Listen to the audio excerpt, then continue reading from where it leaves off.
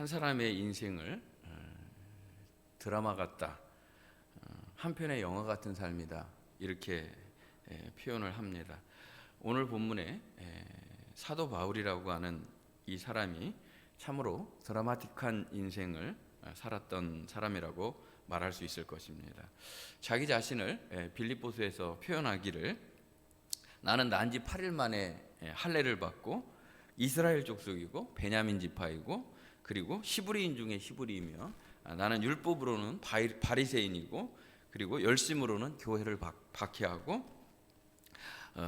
자기는 정말로 하나님 앞에서 흠이 없는 삶을 살았다라고 그렇게 고백을 합니다. 자기 자신이 정말로 하나님 앞에서 온갖 열심으로 사는 것이 표현된 것이 무엇이냐면, 예수 믿는 사람을 잡아서 가두는 거였어요. 그래서 그것이 하나님께 큰 영광을 돌리고 기쁨을 주는 삶이라고 생각을 하고 정말 확신 있게 일을 한 거죠. 예수님이 십자가에 죽으시고 부활하셨다는 것은 꾸며낸 이야기로 들렸다는 것입니다. 그러던 어느 날 인생의 큰 방향 전환을 맞이하게 됩니다. 대반전이 일어난 것입니다. 그날도 예수 믿는 사람을 잡아 가두기 위해서 길을 나서던 날이었습니다. 사도행전 9장 4절에 보면, 호련히 강력한 빛을 보고 사도 바울은 엎드려 쓰러지게 되고 하나님의 음성, 주님의 음성이죠. 주님의 음성을 듣게 됩니다. 사울아 사울아, 내가 어찌하여 나를 핍박하느냐, 박해하느냐. 죽으신 줄 알았던 그분이 음성으로 만나주신 것입니다. 정말로 이 사울이라고 하는 사람은 충격에 빠지게 됩니다. 내가 여태까지 뭐를 한 거야? 내가 어떻게 살은 거야? 나는 이게 하나님께 영광인 줄 알았는데 이것이 예수님을 핍박하고 박해하는 삶이었고 하나님에게 정말로 도움이 안 되는 인생을 살았다는 것을 알게 되고, 그는 완전히 요즘 말하면 그냥 모든 것을 넋을 잃고 쓰러진 멘붕 상태에 이르게 된 겁니다. 그래서 자기 자신이 쌓았던 어떤 경력이든지 자기가 가지고 있었던 모든 배경을 해와 배설물로 여기고 오직 예수 그리스도, 그분을 위한 삶으로 인생의 삶의 방향 전환이 이루어지게 됩니다. 그래서 오직 주님, 유일한 구원자는 예수님 한 분이고 나의 모든 것은 예수님이다, 예수님보다 귀한 것은 어떤 것도 없다 고백을 하게 됩니다. 이렇게 오직 예수님만이 나의 구원자이시고 나의 모든 것인데, 그 예수님이 음성으로 나타나셔서 말씀하실 때 이렇게 표현하지 않습니까? 어찌하여 나를 박해하느냐, 이렇게 말했단 말이에요. 어찌하여 나를 박해하느냐, 예수님 믿는 사람을 잡으러 간 것을 어찌하여 나를 박해하느냐 이랬단 말이에요. 그러니까 예수님과 예수 믿는 사람들을 하나로 예수님은 여기셨고, 그리고 예수님 믿는 사람이 당하는 고난을 나에게 가하는 고난으로 예수님은 받아들이셨다는 것입니다. 그러니까 예수님과 예수님을 믿는 자는 하나의 공동체를 이루는 것이고 한 몸을 이루는 것이다라는 걸 말씀하신 것이죠. 그런데 고린도후서 1장 5절, 지난주에 말씀드린 대로 그리스도의 고난이 우리에게 넘친 것 같이 우리가 받는 위로도 그리스도로 말미암아 넘친다 말씀을 드렸습니다. 그러니까 내가 그리스도로 인하여 예수님 때문에 고난당하는 것을 예수님은 예수님 자신의 고난으로 여기시고, 예수님 자신의 위로와 예수님 자신의 능력과 예수님 자신의 평안을 우리에게 위로로 선물해 주신 것입니다. 그러니까 그분과 내가 하나이고 내가 예수님과 하나인 삶을 살아가는 것이 믿음 생활이라 하는 것입니다. 그래서 제가 분명히 지난주에 말씀을 드렸습니다. 고난에 여러 가지 종류가 있지만 압축해서 두 가지만 얘기한다 그러면, 하나는 내가 잘못돼서 죄에 대한 결과로 당하는 고난이 있고, 하나는 순수하게 그리스도 때문에, 그리스도로 인하여 예수님을 믿기 때문에 그 예수님을 정말로 잘 섬기기 때문에 오는 고난, 두 가지로 나눌 수 있는데, 첫 번째 죄책, 내가 잘못해서 당하는 고난은 어떻다고요?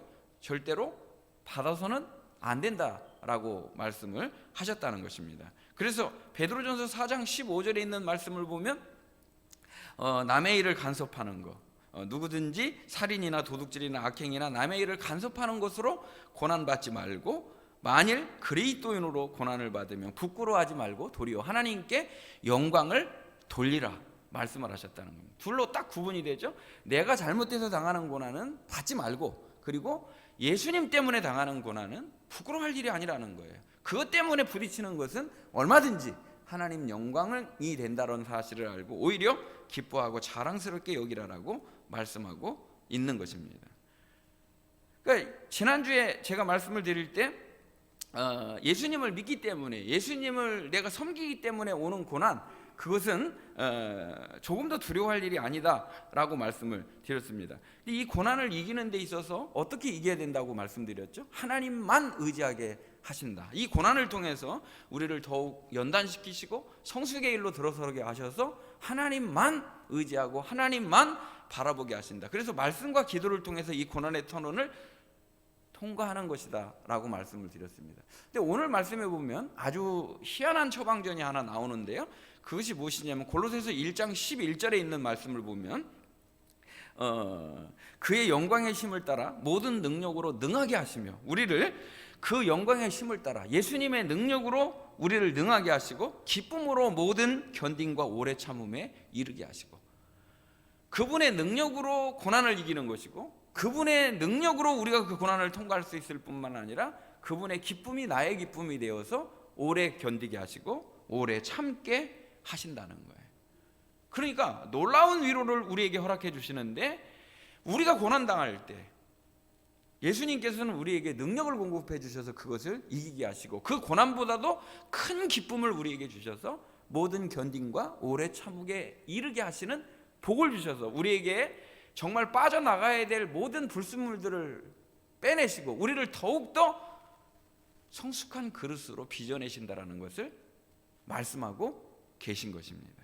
기쁨으로 이겨나가는 거, 얼마나 귀한 말씀인 것입니까? 그래서 오늘 이 기쁨이라는 단어에 정말 주목을 해야 되는데요, 오늘 본문에 있는 말씀을 보시면 굉장히 의미 있는 단어를 우리에게 말씀을 해주십니다. 27절 말씀을 한번 보시기를 바랍니다. 하나님이 그들로 하여금 이 비밀의 영광이 이방인 가운데 얼마나 풍성한지를 알게 하려 하십니다. 이 비밀은 너희 안에 계신 그리스도니 곧 영광의 소망이니라. 자, 이 말씀 중에 우리가 꼭 기억해야 될 단어가 하나가 있는데 희한한 단어가 하나가 나옵니다. 비밀이라는 단어가 나옵니다. 이 비밀이라고 말할 때, 그 비밀이라고 말할 때 이 세상에서 비밀은 너만 알고 있어야 돼, 아무도 모르게 해야 돼, 우리만의 비밀이야, 너하고 나하고의 비밀이야, 이렇게 표현을 한다는 거예요. 그런데 이 비밀이 옛날에는 감추어졌던 비밀이라는 거예요. 전혀 누구도 알래야 알 수 없었던 비밀이라는 거예요. 그런데 이 비밀이 지금은 모든 사람들이 알게 되었고 또 더 알아야 되는, 전해야 되는 비밀로 바뀌어졌다는 거예요. 근데 이 비밀이 무엇이냐면은, 이 비밀의 내용은 무엇이냐면, 그전에는 유대인, 선택받은, 잘 들으셔야 됩니다, 선택받은 유대인들만 하나님의 백성, 선민이라고 여겨졌다는 거예요. 그런데 선택받은 유대인뿐만 아니라 유대인이나 이방인이나 여자나 남자나 종이나 자유자나 있거나 없거나 배웠거나 못 배웠거나 젊거나 어리거나 아무 상관없이 예수 그리스도 안에서 차별이 없는 예수 그리스도께서 바로 구주가 되신다는 거. 예수 그리스도께서 우리의 죄를 용서해 주시고 그리고 우리의 구세주가 되신다는 것, 이것이 바로 공공연히 드러난 비밀이라고 말씀하고 계신 것입니다. 그러니까 예수 그리스도가 비밀이라는 거예요. 예수 그리스도 자체가 비밀이라는 거예요. 그래서 성경 말씀을 보면 이 비밀이 누구냐면 바로 그리스도라는 거예요. 예수님이 비밀이라는 거예요. 우리는 다 예수님이 비밀이 아니죠. 예수님이 누군지 알잖아요. 그러니까 더 이상 비밀이 아닌 거예요. 더 이상 이 비밀은 비밀이 아니고 알려지고 전해져야 될, 모두가 다 알아야 될 비밀이라는 거예요. 그래서 이걸 보면요, 영어 성경을 보면 이 비밀이, 우리가 보면 너하고 나하고만 알고 있어 할 때는 시크릿, 그렇게 표현을 하잖아요. 근데 여기 나와 있는 비밀은 미스터리, 신비라고 하는 단어로 바뀌어져 사용되고 있다는 거예요. 그러니까 이 비밀은 너하고 나하고만 아는 게 아니라 신비로운 거라는 거예요. 그래서 예수님이 바로 우리의 신비가 되신다는 거예요. 그런데 더 중요한 게 있어요. 이 비밀이 너희 안에 있다는 거예요. 27절에 보면 이 비밀이 바로 너희 안에 있고 그분이 바로 영광의 소망이 되시는 분이라는 거예요. 우리의 소망이 되시며 우리의 구주가 되시며 우리의 모든 것 되시는 그 예수님이 어디 안에 있다는 거예요? 너희 안에 있다는 거예요. 너희 안에 있다. 그럼 여러분 질문 드리면 여러분 대답을 해보시길 바랍니다. 예수님 어디 계시죠? 다 이제 대답을 하셨단 말이에요. 내 안에 계시다. 내 안에 계시다. 너희 안에 있다. 이 말씀대로 예수님이 내 안에 계시죠. 너희 안에 있죠. 라고 대답을 합니다. 그러면 여러분 조용하게 해드릴게요. 예수님이 내 안에 계시다 그러면 내 마음이 왜 이렇게 무겁죠? 예수님이 내 안에 계시다 그러면 내가 왜 이렇게 버겁고 힘들죠? 아니죠. 당연히 아니란 말이에요. 예. 그런데 예수님이 내 안에 계시다 이 사실이 나의 삶을 이끌어가주는 능력이고 동력이냐? 예수님 때문에 나는 어떤 상황 가운데서 그 고난이 나에게 위로로 들리고 나에게 다가온 어려움도 하나님이 주시는, 하나님이 인도하시는 하나의 방법이다 이렇게 느껴지느냐는 거예요. 그러니까 예수님 이전과 예수님 이후가 예수님이 내 안에 계시다라고 하는 이것이 나의 삶을 완전히 송두리째 바꿔주는 동력이 됐느냐, 이것이 중요하다는 거예요. 그러니까 예수님이 내 안에 계시다라는 것을 내가 얼마나 친밀하게 느끼고 내 삶에서 얼마나 경험하느냐에 따라서 이것이 나에게 능력이 될 수도 있고, 내 안에 계시는 걸 못 느끼고 그냥 안에 계셔라고 잠들어 계신 분으로 느낄 수도 있다는 거예요. 그러니까 오늘 말씀에서 굉장히 중요한 것은 내 안에 계신 예수님과 얼마나 친밀한 관계를 갖고 그분의 풍성함 가운데 우리가 그 풍성함을 내 삶에서 누리고 살아가느냐의 문제를 말하고 있는 것입니다. 이 내 안에 계신 그리스도, 이것이 이제 다음 주 설교 주제이기도 한데요. 내 안에 계신 예수님이 오실 때 나에게는 어떤 변화가 나타나느냐, 어떻게 살아가야 되는가라는 말씀을 다음 주에 나누게 될 텐데요. 이 비밀이신 예수님이 내 안에 계신다, 이것이 내 인생의 모든 것을 송두리째 바꿀 수 있는 근거가 무엇이냐는 거예요. 내 안에 오신 예수님이 나의 삶을 어떻게 인도하시느냐 하는 거예요. 그래서 골로새서는 바로 이 부분을 우리에게 다 말씀해 주시는 거예요. 성경을 여러분이 따라가면서, 눈으로 따라가면서 이 말씀을 발견하셨으면 좋겠고요. 이 집에 가셔서 이번 주 일주일 동안 성경을 보시면서 골로새서를 보시게 될 때 이렇게 하시면 좋을 것 같아요. 예수님은 나에게 누구신가? 매절 예수님은 나에게 누구신가? 예수님은 나에게 어떤 분인가를 옆에 메모하면서 읽으신다면 굉장히 큰 은혜를 경험하게 되실 것입니다. 자, 1장 너무 많은 부분을 다 할 수가 없기 때문에 1장 13절부터 중요한 부분들만 제가 말씀을 드리도록 하겠습니다. 예수님은 우리를 흑암의 권세에서 건져내시고 하나님의 나라로 옮겨주시는 주님이십니다. 흑암의 나라에서, 죽음과 사망에서 우리를 영원한 생명의 나라로 옮겨주시는 분이 예수님이시다는 거예요. 내 삶이 바뀌지 않을 수 없는 이유는 내 안에 계신 예수님이 나를 흑암에서 건지셔서, 죽음과 영원한 사망에서 건지셔서 생명의 나라로 옮겨주셨다는 거예요. 14절에 있는 말씀을 보면 그 안에서, 예수님 안에는 속량, 죄사함이 있다는 거예요. 완전한 죄의 용서가 이루어지는 것이 예수님 안에서 이루어진다는 거예요. 15절 말씀을 보면 그는 보이지 아니하는 하나님의 형상이다. 이게 깜짝 놀랄 만한 이 말씀인데요. 예수님은 보이지 않는 하나님의 형상이라는 거예요. 그러니까 영지주의자들은 지금 이것을, 지금 골로새 교회의 문제는요, 영지주의자하고 율법주의, 유대주의가 만나가지고 골로새의 문제를 만드는 거거든요. 그 영지주의자들은 하나님이 육체로 인간 가운데 오셨다, 도저히 받아들일 수 없는 거예요. 그러니까 그렇게 싸운 거예요. 목숨을 걸고 싸우게 된 거예요. 근데 여기서 분명히 말씀을 하십니다. 하나님의 형상을, 육체를 입으시고 이 땅에 오셨다는 거예요. 그 다음 16절 말씀을 보면 만물이 그에게서 창조되었다. 모든 만물이 예수님으로 인해 창조되었다. 예수님은 창조의 주님이시라는 거예요. 또 18절 말씀을 보면 그는 몸인 교회의 머리시다. 예수님은 교회의 머리가 되신 분이시다. 그리고 교회는 예수님의 몸이라는 거예요. 그러니까 이 말씀을 아는 사람은 예수님이 교회를 얼마나 사랑하시는지, 교회를 왜 세우셨는지, 교회가 왜 이 땅에 존재해야 되는지를 아는 거죠. 예수님이 몸인 교회의 머리가 되신다는 거예요. 그러니까 교회를 대하는 태도가 다를 수밖에 없는 거죠. 이 말씀을 이제 알고, 여러분, 예수님이 하나님의 비밀이시고 우리의 영광의 소망이시고 우리의 죄를 용서하시고 흑암에서 영광의 나라로 옮겨주신 생명의 주님이시고 모든 만물보다 먼저 나신 분이시고 그로 말미암아 모든 것이 창조된 창조의 주님이라는 사실을 알고 그 주님이 교회를 세우셨고 교회의 머리 되시는 분이 예수님이라는 걸 알고 오늘 본문 24절을 다 같이 읽어보도록 하겠습니다. 다 같이 24절입니다. 시작. 나는 이제 너희를 위하여 받는 괴로움을 기뻐하고 그리스도의 남은 고난을 그의 몸된 교회를 위하여 내 육체에 채우노라. 아멘. 자, 금방 설명을 듣고서 이 말씀을 읽으니까 어떻습니까? 완전히 다르게 읽어지시죠?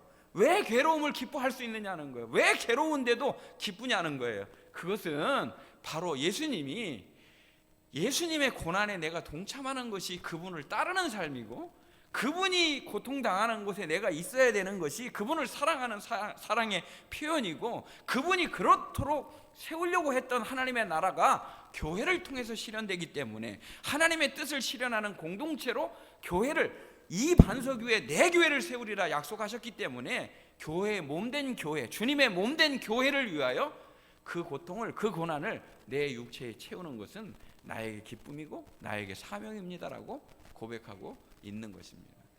완전히 다르다는 거예요. 이 배경을 알고 읽으면 그 주님이 어떤 주님이기 때문에 나의 생명의 주님, 창조의 주님, 보이지 않는 하나님의 형상이 육체로 거하시는 그분, 모든 만물의 창조자 되시고 모든 것의 머리가 되시는데 특별히 교회의 머리가 되시는 그 주님, 그 주님을 위해서라면 나는 골로새 교회 한 번도 얼굴 본 일이 없어요. 이 사람들 만나본 일도 없어요. 에베소 교회에서 집회를 할 때 에바브라라고 하는 사람이 은혜 받고 가서 세운 교회거든요. 그 교회가 주님의 교회이기 때문에 내 교회인 거예요. 그 교회가 주님의 교회이기 때문에 그리스도의 고난이 나의 고난으로 다가온다는 거예요. 그것은 그분을 위한 고난이 나의 기쁨이 된다는 거 고백하고 있는 것입니다.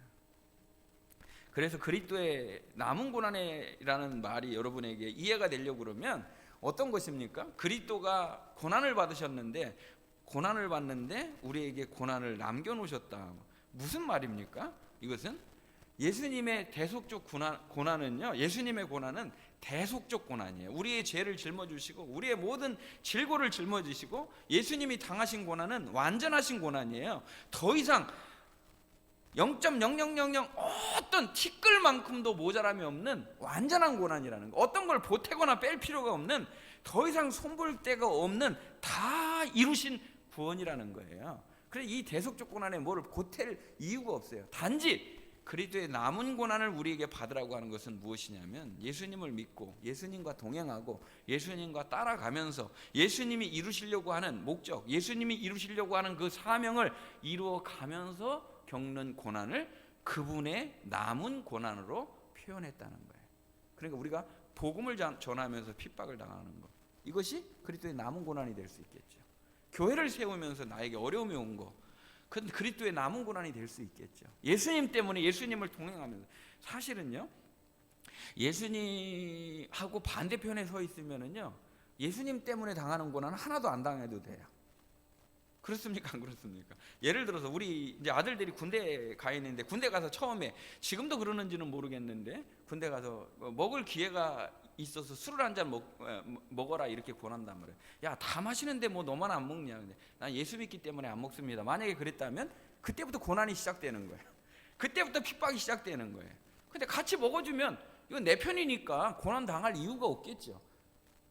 같이 가자, 같이 하자, 같이 해주면 되는 거예요. 근데 그 길과 다른 길을 걸어갈 때 빛과 어둠이 충돌하듯이 그때는 박해나 고난이 올 수가 있다는 거예요. 그러니까 예수 믿는 것 자체가 박해이고 고난일 수 있는 겁니다. 제가 뭐 잘못 얘기했나요?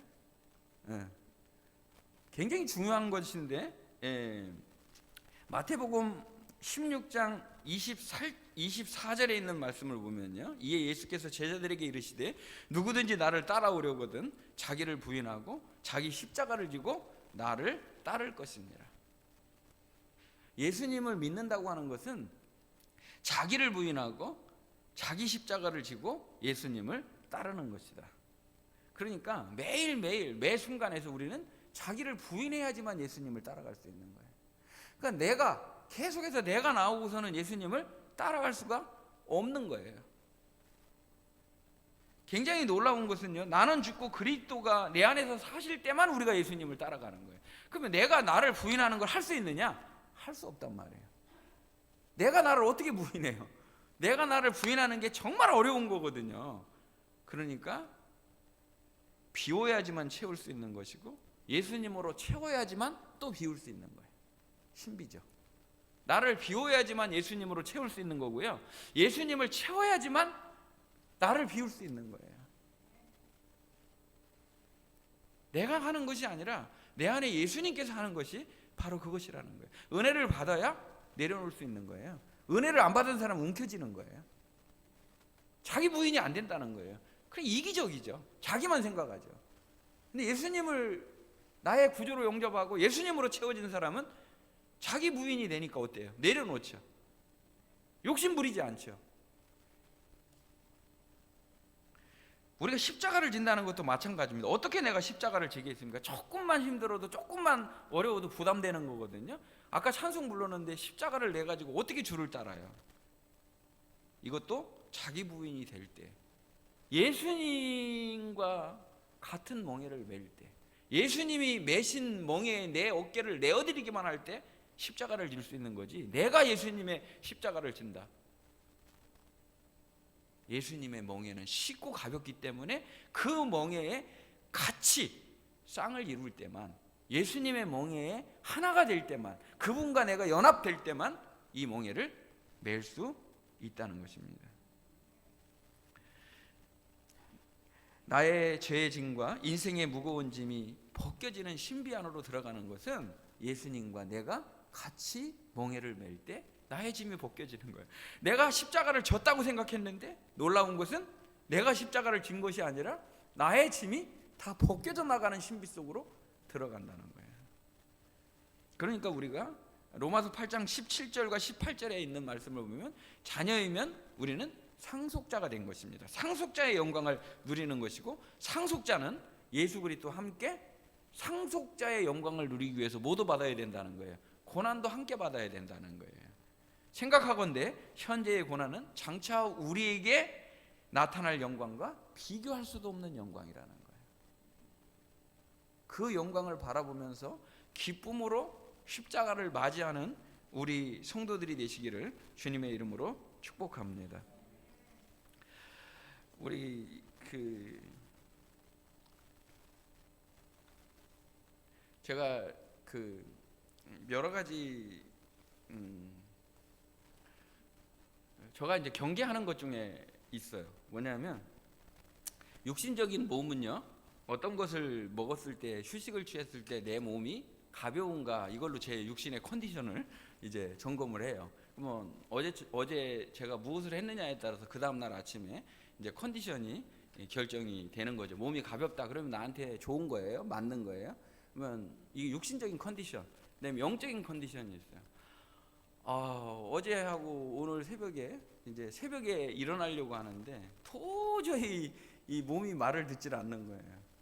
그리고 아주 옛날에 제가 필리핀에 갔을 때 어깨가 아파서 크게 고생을 한 적이 있는데, 어제는 이 새벽부터 이 팔이 안 들어지는 거예요. 이 팔이 전혀 올라가질 않아요. 어깨가 아픈 게 아니라 이 팔꿈치를 못 움직이게 생긴 거예요. 그러니까 새벽에 일어날 수가 없을 정도로 아픈 거예요. 너 뭐 걱정할 필요 없어요. 다 멀쩡하잖아요 지금요. 근데 제가 오늘 아침까지도 되게 새벽에 일어나는 게 너무 힘들었어요. 전 그런 것들을 이제 굉장히 중요하게 여겨요. 제가 일어날 때 기쁘고 감사하게 첫 눈을 뜨면서 주님을 만나는 것처럼 일어나고 오늘 하루의 그 복음의 삶을 기대하면서 일어나는 거, 얼마나 그걸 바라는 겁니까? 눈을 뜨면서 주님과 함께 눈을 뜨는 거 얼마나 소망하는 삶입니까? 천장에도 하나님의 말씀이 새겨지고 오늘 나에게 하나님의 임할 은혜를 기대하면서 일어나는 거 얼마나 너무나 귀한 거잖아요. 너무 몸이 무거웠어요. 근데 오늘 예배 전에 찬양을 드리는데 얼마나 은혜가 되는지, 주보혈 내 안에 있네, 그 보혈, 막 그 찬송이, 그 보혈의 능력이, 그 보혈의 기쁨이 막 저에게 막 찾아오는 거예요. 제가 찬송 부른 게 아니잖아요. 찬양 인도자가 부르는 그 찬양을 들으면서 너무 은혜가 되는 거예요.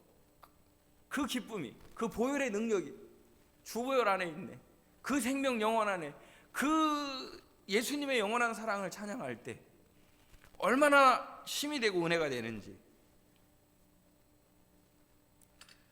우리가 믿음 생활하면서 때에 따라서는 힘들고 지치는 날도 있거든요. 그리고 우리가 무기력해지는 날도 있거든요. 근데 우리 회복의 은혜가 반드시 필요하거든요. 그 회복의 은혜가 여러 가지 통로들로 나타날 수가 있어요. 그 여러 가지 통로들을 여러분이 열어놓으시고, 내가 지금 내 컨디션이, 영적인 컨디션이 정상인가, 내 몸이 무거운가, 그리고 내가 지금 예배를 너무너무 기다리고 사모하고 있는가, 정말 내가 이 기도 시간이 즐거운가, 말씀 듣는 시간이 즐거운가, 예수 그리스도의 복음을 전하고 싶은 마음이 막 불같이 일어나는가, 내가 예수님 안에서 내 안에 계신 예수님으로 산다는 것은 무엇인가, 이런 것들이 막 일어나야 된다는 거예요. 예수님하고 나하고 아무 상관이 없는데 그 보혈이 나를 살려요? 그 보혈이 나를 능력 있게 해요? 그 보혈이 나를 능력 가운데 인도해? 그건 아니잖아요. 내 안에 계신 예수님의 그 은혜가 나를 이끌어주는. 빌립보서 1장 29절에 있는 말씀을 보면, 그리스도를 위하여 너희에게 은혜를 주신 것은 다만 그를 믿을 뿐 아니라 또한 그를 위하여 고난도 받게 하려 하심이라. 예수님이 우리를 초대하신 거는요, 여기 하나님의 나라에서, 여기 이 세상의 나라에서 하나님의 나라로 뿅 하고 옮겨주신 게 아니에요. 여러분 그렇습니까? 안 그렇습니까? 광야를 지나야 돼요. 광야를 지나야 된다고요. 그러면 여기서 너무나 초보적으로 나 예수 믿었으니까 하나님의 나라로 옮겨주셨다, 이렇게 생각을 하시면 안 된다는 거예요. 틀렸다는 말이 아니라 지금 우리의 삶의 현장에 예수님이 내 안에 나와 함께 계신다. 나의 삶의 현장에 예수님이 나를 그 능력의 자리로 초대해 주셨다. 그 기쁨의 자리로 우리를 초대해 주셨다. 그게 고난이라고 하는 포장지로 왔다 할지라도 그것은 곧 나에게 주시는 은혜이다. 그래, 아멘 안 할 줄 알았어요. 예수님이 우리에게 은혜를 주신 것은 다만 그를 믿을 뿐 아니라 고난도 받게 하려 하심이라.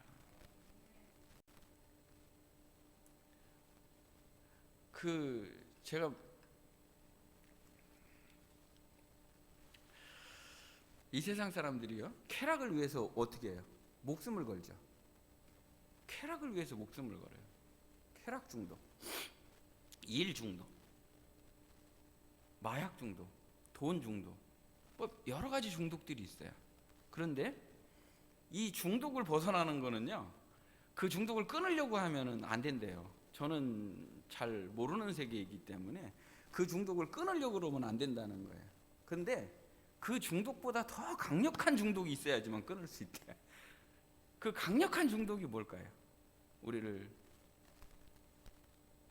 죽음의 권세에서 영원한 생명의 나라로 옮겨주신 주님의 사랑만이, 그분의 은혜만이 모든 중독을 끊고 예수님 안에서 살아가는 삶을 열어주시는 줄로 믿습니다.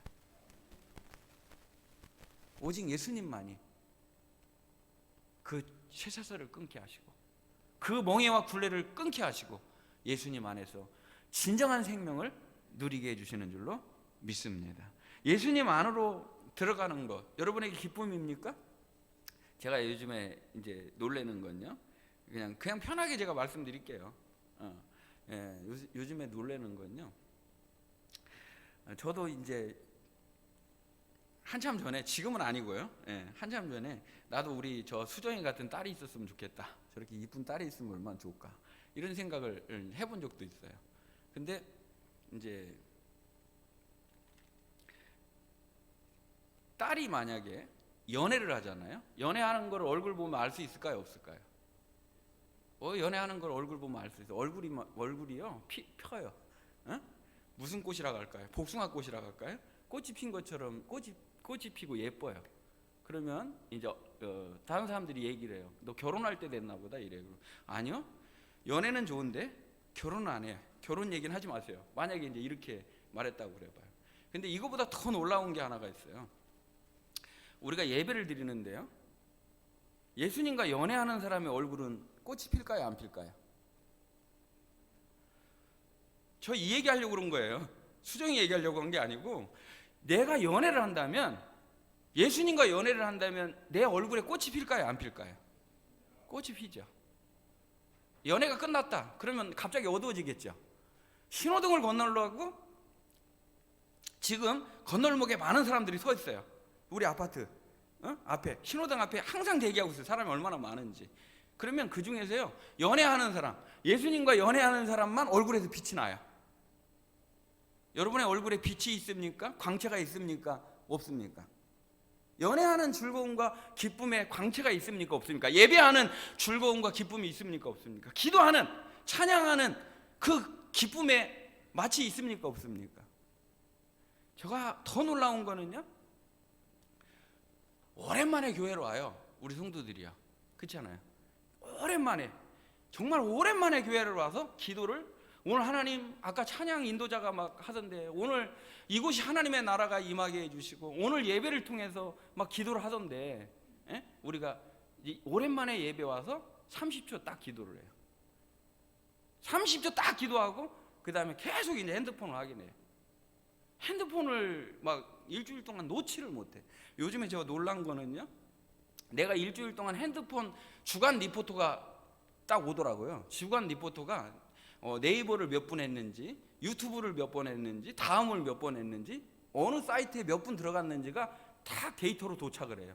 지난주보다 몇 분 줄여서 사용했습니다. 지난주보다 몇 분 늘어났습니다. 이렇게 주간 리포터를 준다는 거예요. 우리 아들은요, 코로나 걸렸는데 집에서 이거 바꿨다가 저 집 문 앞에다 놓고, 야 바꿔주 가, 그러면 문 열고 들어가서 먹고, 그런데 살짝 문 열고 보니까 들어놓아서도 핸드폰을 하더라고. 그래서 아들아, 이 한 주간이라도 격리 기간이라도 기도하고 성경을 읽으라고 코로나를 주셨는데 그 한 주간에도 핸드폰하고 동행을 하니, 예수님하고 동행하라고 줬더니 핸드폰하고 동행하면 되겠니? 저는 그렇게 생각해요. 제가 놀란 게는요, 핸드폰하고 있는 얼굴이나 예수님을 쳐다보는 얼굴이나 예배하는 얼굴이 똑같다 그러면 요건 좀 문제가 있다고 생각해요. 핸드폰 하는 얼굴이랑 예수님을 바라보는 얼굴은 달라야 되지 않을까요? 제가 왜 이 말씀을 이렇게 굳이 무리를 해가면서 이 말씀을 드리느냐, 지금 우리는 사순절을 지나고 있습니다. 사순절을 지나고 있는 예수님의 고난에 동참한다, 우리는 이렇게 말합니다. 예수님의 고난을 묵상한다 말합니다. 옛날에는요, 하루에 한 끼만 먹었다 그래요. 40일 동안, 뭐 주일을 빼니까 40 며칠 정도 되겠죠. 사순절 기간을 계산하는 법이 또 따로 있으니까 처음엔 토요일 주일, 그 다음엔 주일, 뭐 이 얘기를 제가 하려는 건 아니고, 그 다음에 한 끼 금식을 했다고 그래요. 지금은 금식이 웬 말이에요. 더 잘 먹어야죠. 사순절이 참된 의미가 40일의 기간이 있을까요? 그냥 한 끼를 살 빼기 위해서 먹는 거에 있을까요? 그건 아니잖아요. 정말로 우리가 줄여야 되는 것이, 내가 포기해야 되는 것이 무엇인지, 내가 내려놓아야 되는 것이 무엇인지 그걸 알게 하신다면 과감히 그것을 내려놓는 게 사순절이 되어야 되지 않을까요? 내가 핸드폰 시간이 너무 많다, 절제를 배우는 것이 사순절이 돼야 되지 않을까요? 여러분이 정말 주님 앞에 선 기분으로 40일 동안 내가 고난을 묵상하고 주님의 고난에 동참하고 부활하신 주님을 영광 중에 배우는 기간을 갖는다면 이 기간 동안 내가 뭐를 해야 되는가, 한 번 정도 우리가 생각해야 될 필요를 갖게 된다는 것입니다. 진짜로 미디어의 금식이 필요하다면 내가 미디어의 금식을 해야 될 것이고, 정말 내가 내려놓고 포기해야 될 것이 무엇인지 안다면 그것을 예수님 때문에 내려놓을 수 있는 은혜가 있으시기를 주님의 이름으로 축복합니다. 예수님은 골로새서 2장 9절에 보면 그 안에는 신성의 모든 충만이 육체로 거하시는 분이시다. 예수님은 신성의 모든 충만이 육체로 거하시는 분이시고, 더 놀라운 말씀은 너희도 그 안에서 충만해졌다. 이미 내 안에 계신 예수님이 너를 충만하게 하셨다는 것입니다. 그러니까 그 예수님의 충만을 누리며 사는 것이 성도의 삶이라는 거예요. 그 충만을 누리며 사는 우리 성도들이 되시기를 주님의 이름으로 축복합니다. 여러분이 고난 받으실 때 예수님은 디모데후서 4장 17절과 18절 말씀을 보면 항상 주께서 내 곁에 서서 나에게 힘을 주셨다. 주님은 항상 내 곁에 계신다는 거예요. 내가 주님을 떠나고 내가 주님을 멀리 외면하고 가 있다 할지라도 주님은 항상 내 곁에서 나에게 힘을 주고 계신다는 거예요. 그래서 그분은 영광 받으시기에, 존귀와 영광을 받으시기에 합당하신 분이신 것입니다.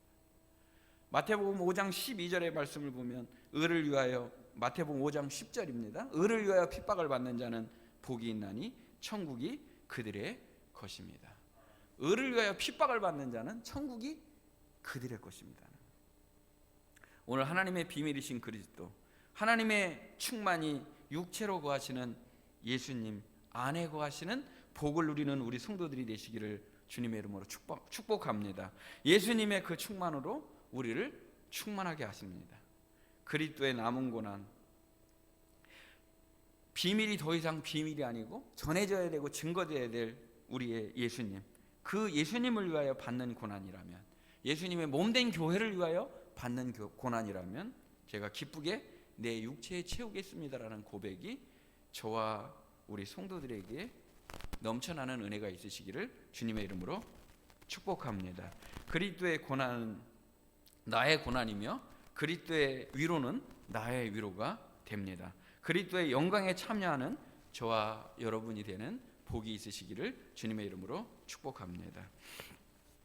하나님 감사합니다. 오늘 또 귀한 은혜를 허락해 주셔서 주님 앞에 나올 수 있는 은혜를 허락해 주시고, 또 말씀 앞에 엎드려서 주님의 원하심을 들을 수 있는 이 귀한 은혜를 허락해 주셔서 감사합니다. 하나님의 비밀인 예수 그리스도의 충만을 누리며 사는 저와 우리 성도들이 되게 하여 주셔서 고난이, 그리고 우리에게 앞에 있는 어려움이 결코 어려움이 아니라 주님이 우리를 하나님만 바라보게 하시고, 그 하나님만 바라보는 과정에서 우리가 버려야 될 것을 버리게 하시고 하나님을 온전히 동행하는 삶의 자리로 이끌어 주시는 줄 알고, 어떤 고난이라도 기쁘고 감사하게 받아들이고 그 길을 힘차게 주님과 함께 가는 복 있는 성도들이 다 되게 하여 주시옵소서. 오늘 또 은혜 주신 하나님께 감사드리며 예수님의 이름으로 축복하며 기도함나이다. 아멘.